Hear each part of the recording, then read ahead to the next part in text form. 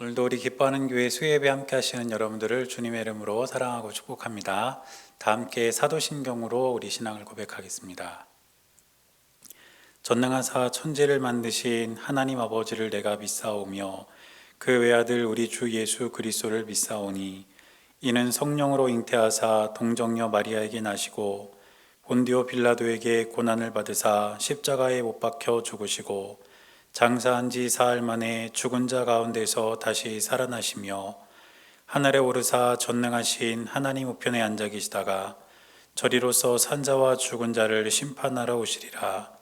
성령을 믿사오며 거룩한 공회와 성도가 서로 교통하는 것과 죄를 사하여 주시는 것과 몸이 다시 사는 것과 영원히 사는 것을 믿사옵나이다. 아멘. 다 함께 찬송가 325장 찬양하겠습니다.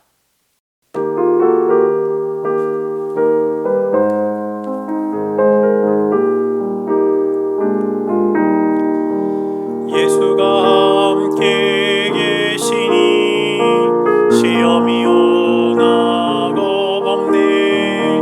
기쁨의 근원 되시는 예수를 위해 삽시다.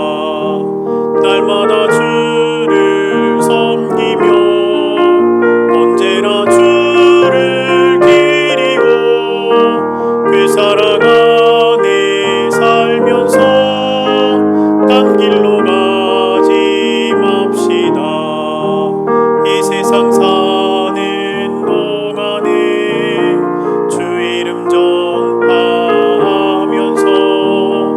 무한한 복락 주시는 예수를 위해 삽시다. 날마다 주를 섬기며 언제나 주를 기리고 그 사랑 안에 살면서 딴 길로 가지 맙시다. 이 세상 친구 없어도 예수는 나의 친구니 불의한 일을 버리고 예수를 위해 삽시다. 날마다 주를 섬기며 언제나 주를 기리고 그 사랑 안에 살면서 딴 길로 가지 맙시다. 주께서 심판하실 때 잘했다 칭찬하리니 이러한 상급 받도록 예수를 위해 삽시다. 날마다 주를 섬기며 언제나 주를 기리고 그 사랑 안에 살면서 딴 길로 가지 맙시다.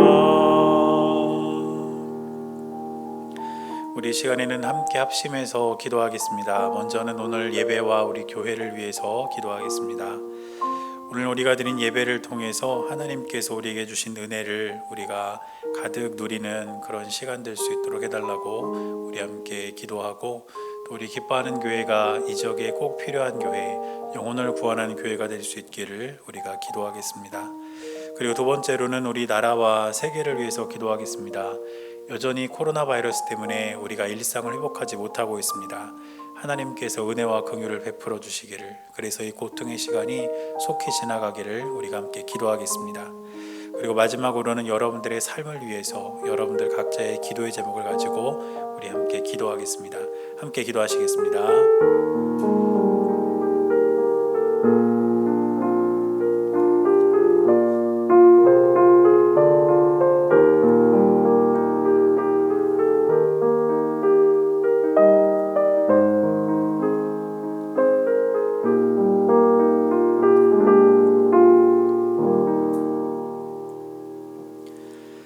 살아계신 하나님 감사합니다. 오늘도 우리를 예배의 자리로 이끌어 주시고 이 시간 하나님께 예배드릴 수 있도록 우리 삶을 인도해 주시니 감사를 드립니다. 하나님, 우리가 이 예배를 통해서 주님께서 우리에게 주시는 은혜를 마음껏 누리는 시간 될 수 있도록 주님 인도하여 주시고, 주님께서 주시는 힘으로 하루하루를 살아갈 수 있도록 우리 삶을 인도하여 주시옵소서. 우리 기뻐하는 교회를 이곳에 세우신 주님, 우리 교회가 이 지역에 꼭 필요한 교회가 되게 하시고, 죽어가는 영혼들을 구원하는 구원의 방주의 역할을 감당하는 귀한 교회가 될 수 있도록 우리 교회를 주의 도구로 사용하여 주시옵소서. 하나님, 이 나라와 온 세계를 위해서 기도합니다. 여전히 코로나 바이러스로 인해서 많은 사람들이 고통 중에 있고 일상을 회복하지 못하는 중에 있습니다. 하나님께서 은혜와 긍휼을 베풀어 주셔서 이 고통의 시기가 속히 지나가게 하시고, 하나님의 은혜로 다시 한번 우리 일상이 회복될 수 있도록 주님 역사하여 주옵소서. 이 시간 예배를 드리는 사랑하는 주의 백성들의 삶에 많은 기도의 제목들과 마음의 소원들이 있습니다. 하나님께서 기억하여 주셔서 우리의 간구와 우리의 부르짖음을 우리 주님 기억하여 주시고, 하나님의 때에 하나님의 방법으로 응답되는 귀한 역사가 우리 모두의 삶 가운데 넘칠 수 있도록 주님 역사하여 주옵소서. 우리 주님께서 우리의 예배를 기쁘게 받아주실 것을 믿으며 살아계신 예수님의 이름으로 간절히 기도드렸습니다. 아멘.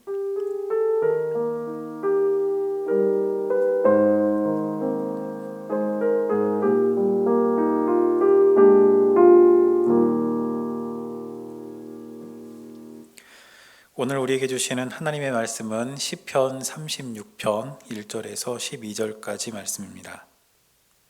구약성경 시편 36편 1절에서 12절까지 말씀입니다.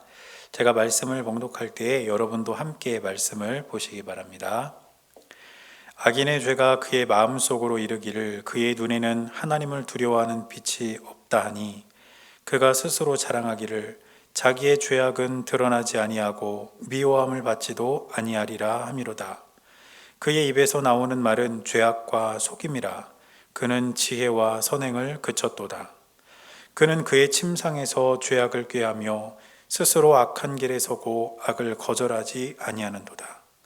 여호와여, 주의 인자하심이 하늘에 있고 주의 진실하심이 공중에 사무쳤으며, 주의 의는 하나님의 산들과 같고 주의 심판은 큰 바다와 같으니이다.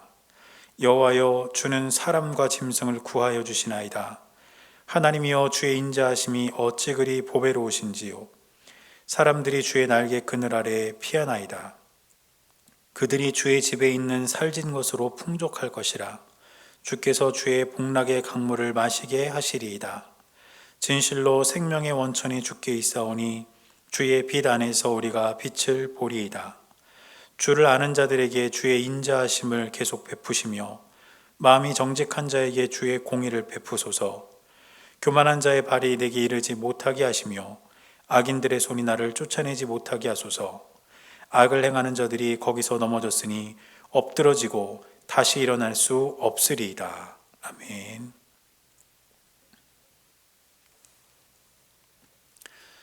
오늘도 살아계신 하나님의 은혜가 여러분들의 삶 가운데 함께 하시기를 주님의 이름으로 간절히 축원합니다. 우리 옆에 함께 예배드리시는 분들과 인사하겠습니다. 하나님께서 우리와 함께 하십니다. 인사하겠습니다. 시작.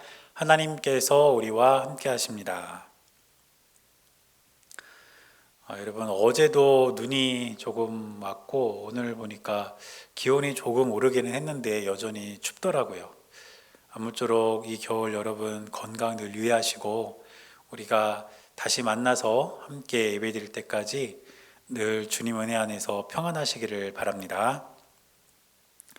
오늘 우리가 시편 36편 말씀을 함께 읽었는데, 말씀을 보니까 표제어에 어떻게 되어 있냐면 여호와의 종 다윗의 시 이렇게 되어 있습니다.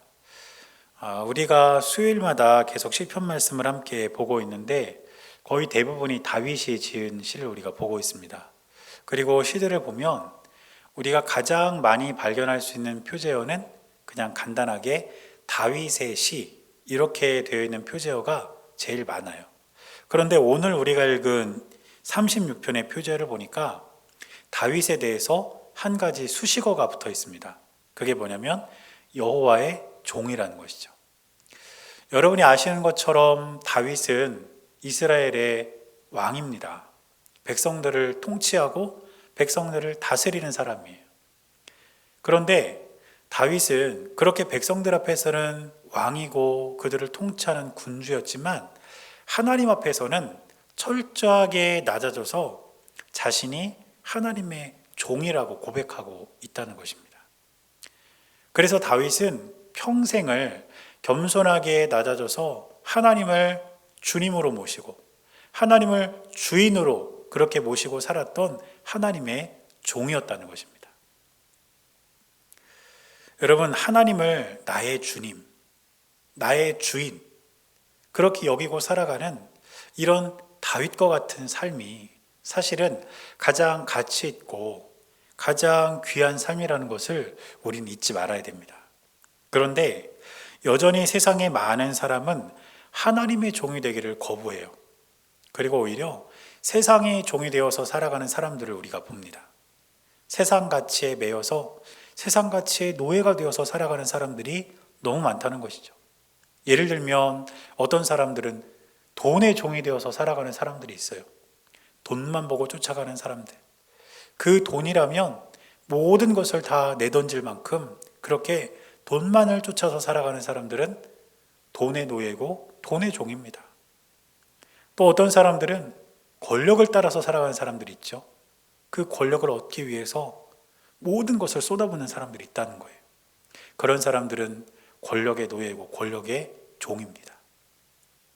이렇게 세상에 많은 사람들은 세상 가치의 종이 되어서 세상 가치에 매여서 살아가는 사람이 너무 많습니다.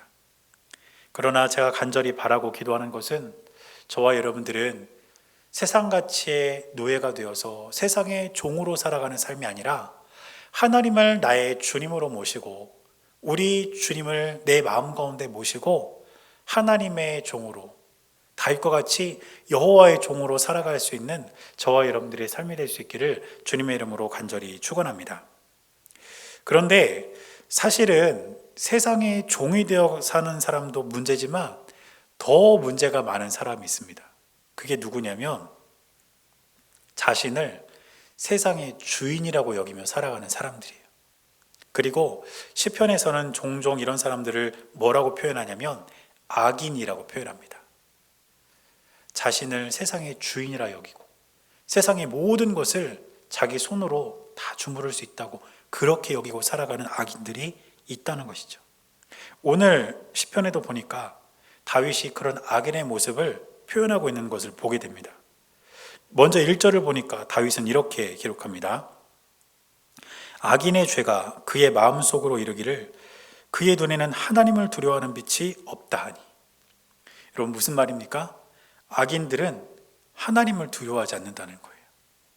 하나님을 무시하고 하나님을 없는 것처럼 그렇게 여기고 살아가는 사람들이 바로 악인, 세상의 주인된 자들의 모습이라는 겁니다. 그리고 이어지는 2절을 보니까 또 다윗은 이렇게 말합니다.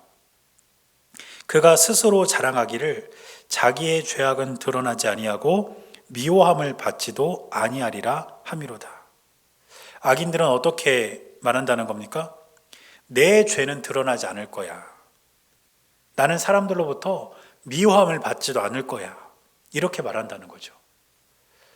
죄와 악을 행하며 살아가면서도 자신의 죄, 자신의 악한 행동 이런 것들이 결코 드러나지 않을 것이라고 그렇게 자신하면서 끊임없이 악행을 저지르고 죄를 지으며 살아간다는 것입니다.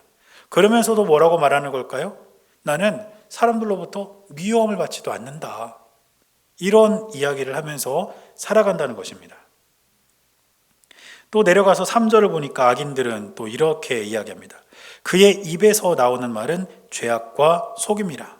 그는 지혜와 선행을 그쳤도다. 사실 바람직한 삶은 하나님께서 주시는 지혜를 가지고 하나님께서 원하시는 그러한 선을 행하며 살아가는 삶 아니겠습니까? 그런데 그런 지혜와 선행이 그쳤다는 거예요. 대신 그들의 입에서는 뭐가 흘러나옵니까? 죄악과 속임. 끊임없는 죄와 악이 흘러나오고 그들의 입술에서는 끊임없는 속임수가 계속해서 흘러나오고 있었다는 것이죠. 이것이 바로 세상의 주인이라 여기고 살아가는 그런 악인들의 적나라한 모습이라는 겁니다. 그러면서 다윗은 4절에 또 이렇게 말합니다. 그는 그의 침상에서 죄악을 꾀하며 스스로 악한 길에 서고 악을 거절하지 아니하는도다. 이 말씀이 참 기가 막힌 말씀 같아요. 여러분, 악인이 하루를 살면서 온갖 악행을 다 저지르고 사는 겁니다. 죄를 저지르고 악행을 저지르고 그렇게 하루 종일 살고 이제 잠자리에 눕는 거죠. 그런데 그 잠자리에서조차, 침상에서조차 뭘 한다는 걸까요? 죄악을 꾀하는 겁니다. 내일 내가 어떤 죄를 지을까? 내가 내일 어떤 악행을 저지를까? 여러분, 심각한 거 아닙니까? 그러면서 그 스스로 악한 길에 서고 자신을 향해 다가오는 그 악들을 결코 거절하지 않는다는 것입니다. 이게 바로 세상의 주인이라 여기고 살아가는 악인들의 적나라한 모습입니다. 그러면 오늘 이 시를 통해서 다윗이 고백하고 있는 것은 과연 뭘까요? 세상을 주인이라 여기는 악인들은 이렇게 지금 살아가고 있다는 거예요. 그러나 여호와의 종된 자기 자신은, 다윗은 이런 악인들이 가득한 세상 속에서도 하나님의 종으로서 하나님의 인자하심 안에 늘 거하면서 그 인자하심을 노래하고 그 하나님을 온전히 바라보고 살겠다는 고백이 오늘 이 시편 36편에 담겨 있는 다윗의 고백입니다. 그래서 이 시에서 다윗이 반복적으로 사용하는 단어가 바로 인자하심인데, 이 인자하심은 성경 원어로 보니까 헤세드라는 단어를 사용합니다. 그런데 이 헤세드라는 단어가 의미하는 것은 무엇이냐면 변하지 않는 사랑, 또 하나님의 신실하심과 성실하심, 이런 여러 가지 의미를 가지는데 그 중에 가장 대표적이고 또 가장 많은 그런 의미를 갖는 것이 바로 하나님의 변하지 않는 사랑입니다. 그러니까 지금 다윗이 나는 하나님의 인자하심을 노래한다, 나는 하나님의 인자하심 안에 거하겠다, 이렇게 이야기하는 것은 다름 아니라 하나님의 사랑을 노래하고 그 사랑 안에서 자기 자신이 살아갈 것을 지금 노래하고 있다는 것이죠. 여러분, 다윗은 이처럼 악인이 가득한 세상 안에서 하나님의 사랑을 바라보면서 신실한 하나님의 종으로 살기를 그렇게 고백하고 있습니다. 저와 여러분들은 어떻게 해야 될까요? 저는 저와 여러분들 역시 우리가 살아가는 이 세상 안에서 우리도 다윗처럼 하나님의 인자하심 안에 거하면서 하나님의 종으로 이 땅을 살아가야 될 줄로 믿습니다. 그리고 우리가 하나님의 인자하심 안에 거하게 된다면, 우리가 하나님의 사랑 안에 머물게 된다면 우리가 그 안에서 누릴 수 있는 것들이 있다는 것을 우리는 또한 분명히 기억해야 된다는 것입니다. 그래서 오늘은 말씀을 통해서 우리가 하나님의 인자하심 안에 거하게 될 때, 우리가 하나님의 사랑 안에 거하게 될 때에 우리는 어떤 은혜를 누리며 살아갈 수 있는가 몇 가지로 한번 살펴보면서 은혜를 나누고자 합니다. 먼저 첫째로, 우리가 하나님의 인자하심 안에 거할 때에 우리는 하나님의 보호를 받게 됩니다. 오늘 7절 말씀을 보니까 이렇게 기록하고 있습니다. 하나님이여, 주의 인자하심이 어찌 그리 보배로우신지요. 사람들이 주의 날개 그늘 아래에 피하나이다. 지금 말씀을 보니까 다윗은 하나님을 믿는 하나님의 사람들이 주님의 날개 그늘 아래로 피한다, 이런 표현을 쓰고 있습니다. 마치 어미새가 아기새를 그 날개 안에 품고 그 아기새들을 보호하듯이 우리가 하나님께로 피할 때, 하나님의 인자하심, 하나님의 사랑 안에 거할 때에 우리가 그런 보호를 받게 된다는 것이죠. 여러분, 혹시 어미새가 아기새들을 이렇게 보호하는 장면을 보신 적 있으신가요? 저는 예전에 섬에서 목회할 때 이런 장면을 본 적이 있어요. 하루는 교회 밖에서 새가 막 지저귀는 소리가 나는데 다른 때보다 훨씬 더 그 소리가 날카롭고 좀 시끄럽게 들리더라고요. 그래서 이렇게 나가봤더니 새가 나무 위에 이렇게 둥지를 만들어 놨는데 그 안에서 이제 새끼들이 부화를 한 거예요. 그런데 그 어미새보다 몸집이 조금 더 큰 새가 그 둥지에 가까이 왔다가 또 어미새가 막 지저귀면 또 날아갔다가 또 가까이 왔다가 막 이러고 있더라고요. 그리고 그 어미새는 자기의 날개로, 자기의 품으로 이제 막 부화한 그 아기 새들을 이렇게 보호하고 있는 거예요. 혹시라도 그 새가 자기의 아기 새들을, 자기의 새끼들을 해칠까 봐, 자기보다 덩치가 더 큰 새인데 불구하고 그 새가 이렇게 날아오려고 하면 더 크게 막 지저귀고 아주 날카롭게 그 새를 쫓아내는 그런 모습을 본 적이 있습니다. 여러분, 우리가 하나님의 사랑 안에 거한다는 것, 우리가 주님의 인자하심 안에 거한다는 것은 이처럼 우리가 주님의 보호를 받는다는 것을 의미하는 겁니다. 우리는 하나님의 품 안에 있을 때가 가장 안전하다는 사실을 꼭 기억할 수 있게 되시기를 바랍니다. 우리의 영혼은 하나님의 품을 떠나면 안전을 보장받을 수 없지만 우리가 주님의 인자하심 안에 거하게 될 때에, 우리가 그 하나님의 사랑의 품 안에 거하게 될 때에 우리의 영혼은 안전하고 우리는 하나님의 보호를 받는 삶을 살아가게 된다는 것이죠. 사실 많은 사람들이 하나님을 떠나서도 얼마든지 살아갈 수 있을 것이라고 여깁니다. 그래서 하나님을 믿을 필요가 없다고 그렇게 여기는 사람들이 참 많아요. 또 실제로도 그들 말처럼 보일 때도 있습니다.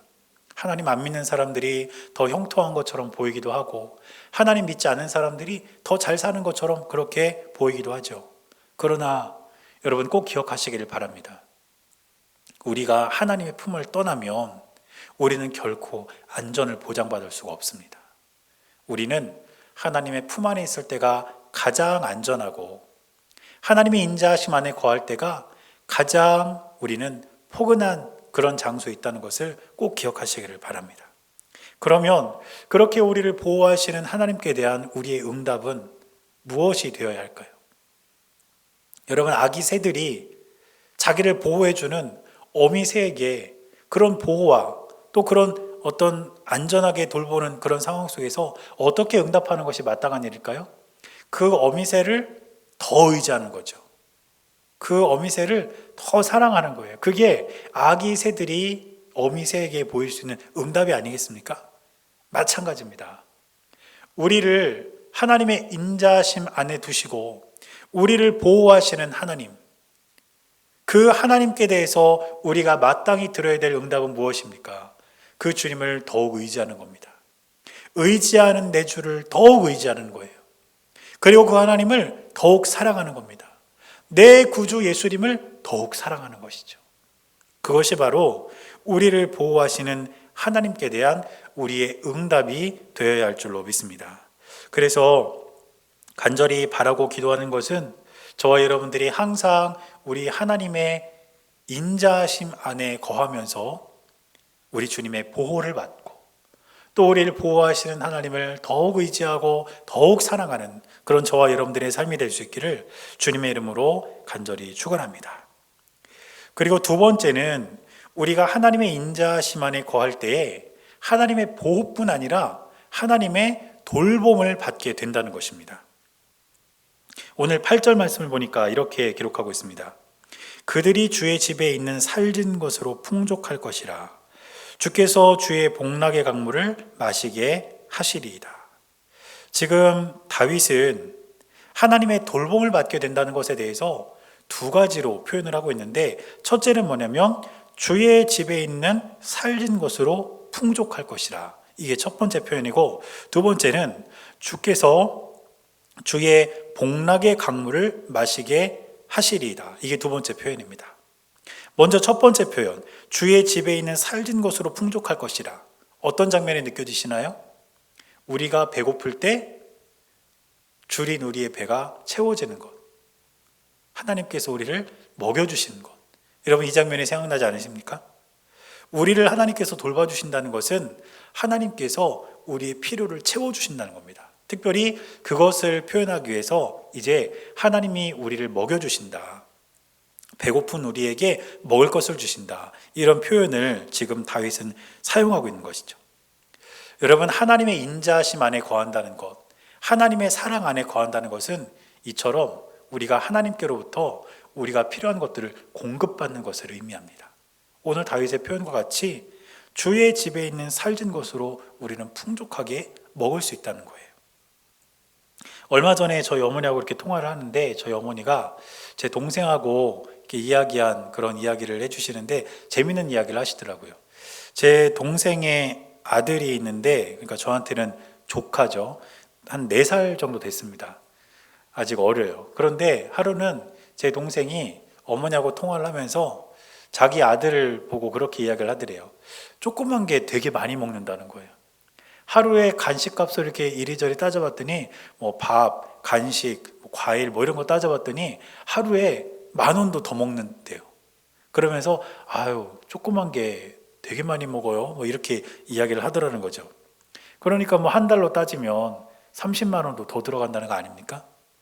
그런데 아버지 된 제 동생이 자기 아들이 하루에 간식이랑 밥값이 10,000원이 더 들어간다고 그 값을 줄일까요? 한 달에 30만 원 먹으니까 너 그만큼 먹지 마. 반으로 줄여. 그만 먹어. 막 이럴까요? 그러지 않죠. 웃으면서 이야기하는 거예요. 너무 좋은 거예요. 내 아들이 잘 먹으니까. 아들한테 더 이렇게 맛있는 거 사주는 거예요. 그게 아버지의 마음이고 아버지의 사랑 아닙니까? 요즘에 저희 아이도 참 잘 먹어요. 한참 클 때라 그런지 많이 먹고 잘 먹고 먹고 또 먹고 그래요. 키도 많이 컸어요. 그래서. 그런데 그런 아이를 볼 때 제 마음에 어떤 마음이 들까요? 아, 저거 그만 먹어야 되는데 자꾸 돈 들어가는데 여러분 이런 생각이 들까요? 그렇지 않습니다. 아이가 잘 먹고 잘 크기를 바라는 그런 어떤 사랑이 있을 뿐이지 아우 저도 아깝다. 좀 그만 먹었으면 좋겠다. 이런 생각을 하지 않는다는 거예요. 우리가 하나님의 사랑 안에 거할 때 하나님의 사랑은 우리에게 그렇게 표현되는 겁니다. 하나님은 사랑하는 당신의 자녀들에게 바로 저와 여러분들에게 그 사랑을 담아서 주의 집에 있는 살진 것으로 우리의 삶을 채워주시는 겁니다. 이 은혜, 이 돌봄이 주의 인자심 안에 거할 때, 주의 사랑 안에 거할 때 있다는 것을 꼭 기억하시기를 바랍니다. 그리고 다윗이 하나님의 돌봄을 받게 된다는 것에 대해서 표현한 두 번째는 주의 복락의 강물을 마시게 될 것이다 이런 표현인데 이 말씀은 사실 오해하기 쉬운 말씀입니다. 왜냐하면 이제 먹었으니까 그 다음은 뭐가 필요할까요? 물이 필요하다고 생각할 수 있죠. 그런데 이 복락의 강물은 정확히 번역을 하면 기쁨의 시내 이런 뜻인데 이 표현의 강조점은 시내 강물에 있는 것이 아니에요. 그럼 어디에 있냐면 복락, 다시 말해서 기쁨에 있습니다. 그러니까 다윗이 지금 이 표현을 통해서 이야기하고자 하는 것은 무엇이냐면 우리가 하나님의 돌봄을 받을 때에는 우리의 육신에 필요한 것들만 채워지는 것이 아니라 하나님께서 주시는 참된 기쁨, 풍성한 은총, 행복과 즐거움이 강물과 같이 우리의 삶 가운데 흐르게 된다는 것입니다. 하나님의 돌봄은 바로 여기에 있다는 거예요. 주님이 우리를 돌봐주신다는 것은 단지 우리의 필요가 채워지고 우리의 부족한 것이 우리의 삶 가운데 채워지는 것만을 의미하는 것이 아니라 우리의 마음과 우리의 모든 삶에 우리 주님께서 주시는 기쁨과 행복과 즐거움이 가득하게 된다는 것을 의미하는 겁니다. 여러분, 세상에 많은 사람들이 세상에서 즐거움을 찾고 기쁨을 찾아요. 그런데 세상이 우리에게 주는 기쁨은 말초적인 쾌락 아닙니까? 잠깐의 기쁨이에요. 그리고 그 기쁨, 세상에서 경험할 수 있는 기쁨과 즐거움을 누린 뒤에는 더 깊은 공허함을 느낄 때가 많아요.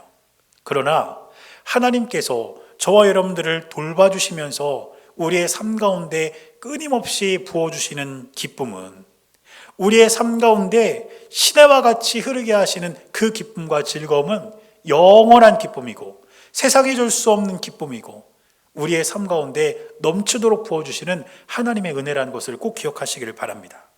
그래서 우리가 이렇게 하나님의 인자하심 안에 거할 때, 하나님의 사랑 안에 거할 때에 우리는 주님의 돌보심을 받게 되는데 그 돌보심은 우리의 필요가 채워지는 것뿐 아니라 공허한 우리의 마음에 주님 주시는 기쁨, 주님 주시는 참된 행복이 채워지는 돌봄도 받게 된다는 것을 의미한다는 것입니다. 사랑하는 여러분, 저는 저와 여러분들의 삶에 이러한 주님의 돌보심이 있기를 주님의 이름으로 간절히 축원합니다.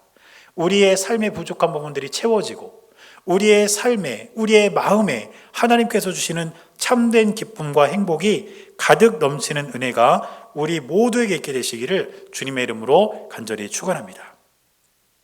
그리고 세 번째로는 우리가 하나님의 인자심 안에 거할 때에 우리는 하나님의 구원을 받게 됩니다. 하나님께서 우리의 영적 필요를 채워주신다는 거예요. 오늘 9절 말씀을 보니까 다윗은 이렇게 고백합니다. 진실로 생명의 원천이 주께 있사오니 주의 빛 안에서 우리가 빛을 보리이다. 여기를 보면 생명의 원천, 주의 빛 이런 표현이 등장하는데 생명과 빛은 하나님 안에 있는 구원을 가장 확실하게 설명하는 개념입니다. 생명과 빛. 그래서 요한복음 1장 4절을 보니까 이렇게 기록합니다. 그 안에 생명이 있었으니 이 생명은 사람들의 빛이라. 여기도 역시 생명과 빛이 같이 나오죠. 이처럼 생명과 빛은 구원을 설명하는 가장 확실한 개념이에요. 지금 다윗이 고백하는 것은 하나님의 사랑 안에 머물 때에만, 하나님의 인자하심 안에 거할 때에만 구원받을 수 있음을 고백하고 그것을 노래하고 있는 것입니다. 여러분, 하나님의 인자하심, 하나님의 사랑, 그것 때문에 하나님 이 세상을 구원하신 거 아닙니까? 그것 때문에 예수님을 이 땅 가운데 보내주신 것 아닙니까? 그러므로 저와 여러분들 역시 그 사랑 안에 거할 때에만 우리가 구원받을 수 있고 하나님 나라 백성이 될 수 있다는 사실을 잊지 마시기를 바랍니다. 오늘 다윗이 사용하는 그런 표현 중에 생명의 원천 이런 표현이 있는데 다시 말해서 생명의 근원이라는 뜻이죠. 하나님이 태초에 우리를 지으셨습니다. 그러므로 하나님은 우리 생명의 원천, 생명의 근원이라고 우리가 볼 수 있다는 것이죠. 그런데 거기서 그친 것이 아닙니다. 또한 하나님은 우리를 구원하시고 우리에게 새 생명을 주셨습니다. 그렇기 때문에 하나님은 또다시 우리에게 생명의 원천이 되시고 생명의 근원이 되시는 겁니다.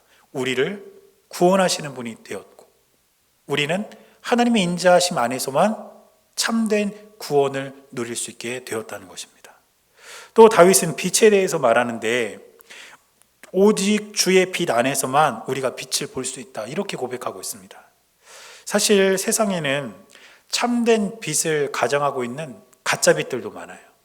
그런데 다윗이 지금 이야기하는 건 뭘까요? 우리를 구원하는 빛은 주님 안에서만 발견된다는 거예요. 세상에서 참된 빛을 가장한 여러 가지 빛들이 있다 할지라도 우리를 구원할 수 있는 빛, 우리를 구원의 길로 이끄는 그 빛은 오직 주님 안에서만, 하나님 안에서만 발견할 수 있고 우리가 그 빛의 인도하심을 받아야 된다는 것입니다. 그러므로 다윗은 오늘 이 생명과 빛이라는 단어를 통해서 우리가 주의 인자하심 안에 거할 때, 우리가 주의 사랑 안에 거할 때 우리는 구원받고 하나님의 백성, 하나님의 자녀로 하나님 나라를 누릴 수 있다는 것을 지금 고백하고 있다는 것입니다. 사랑하는 여러분, 저는 저와 여러분들의 삶이 세상 가운데 방황하거나 세상 가운데 우리가 그렇게 흘러들어가는 삶이 아니라 오직 우리의 생명의 근원이 되신 하나님만을 바라보고 주님 안에서 참된 빛을 받아서 하나님께서 우리에게 주시는 구원을 누리는 저와 여러분들의 삶이 될 수 있기를 주님의 이름으로 간절히 축원합니다. 이처럼 하나님의 인자하심 안에서 하나님의 사랑 안에서 하나님의 종으로 살아가는 삶이 진짜 복된 삶이고 그 안에서 누릴 수 있는 유익이 우리에게 가장 복되고 값진 유익이라는 것을 기억하시길 바랍니다. 그런데 여러분, 악인들은 어떻게 될까요? 세상의 주인이라 여기고 세상의 모든 것을 다 가질 수 있을 것이라 그렇게 자신했던 악인들. 오늘 12절을 보니까 다윗은 이렇게 말합니다. 악을 행하는 자들이 거기서 넘어졌으니 엎드러지고 다시 일어날 수 없으리이다. 악한 자들이 처음에는 기고만장했지만 결국 그들의 최후는 비참하게 됩니다. 사랑하는 여러분, 저는 저와 여러분들이 악인의 길에 서는 것을 선택하지 않게 되기를 바랍니다. 대신 하나님의 인자하심 안에서, 하나님의 사랑 안에서 늘 거하시게 되기를 주님의 이름으로 간절히 축원합니다. 그리고 그 하나님의 인자하심 안에서 주님 주시는 은혜와 사랑을 누리며 믿음으로 우리 주님과 늘 동행하며 살아감으로써 주님께서 주시는 은혜를 가득 누리는 여러분들의 삶이 될 수 있기를 주님의 이름으로 간절히 축원합니다. 기도하겠습니다. 사랑하는 주님, 우리가 살아가는 세상에는 수많은 악한 자들이 있지만 우리는 악인의 길을 걷지 않게 하시고 하나님의 인자하심 안에서, 하나님의 사랑 안에서 하나님의 종으로 살아가는 주님의 귀한 자녀들이 될 수 있도록 우리 삶을 이끌어 주시옵소서. 우리 주님께서 늘 함께해 주실 것을 믿으며 살아계신 예수님의 이름으로 간절히 기도드렸습니다. 아멘. 찬송가 419장 함께 찬양하시겠습니다.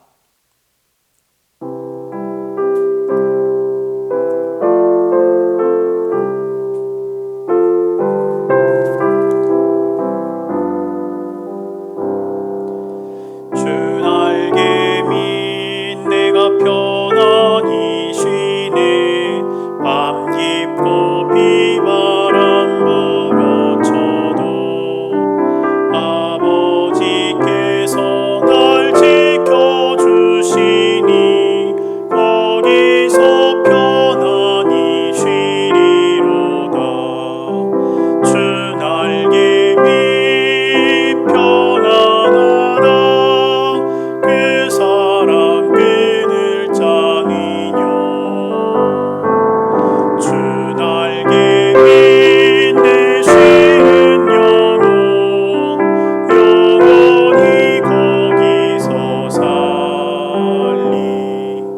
주 날개 밑 나의 피난처 되니 거기서 쉬기를 원하노라. 세상이 나를 위로치 못하나 거기서 평화를 누리리라. 주 날개 밑 편안하다. 그 사랑 끈을 짜니뇨. 주 날개 밑 내 쉬는 영혼 영원히 거기서 살리. 주 날개 밑 참된 기쁨이 있네. 고달픈 세상 일 가는 동안 나 거기 숨어 돌보심을 받고 영원한 안식을 얻으리라. 주 날개 밑 편안하다. 그 사랑 끈을 짜니뇨. 주 날개 밑 내 쉬는 영혼 영원히 거기서 살리.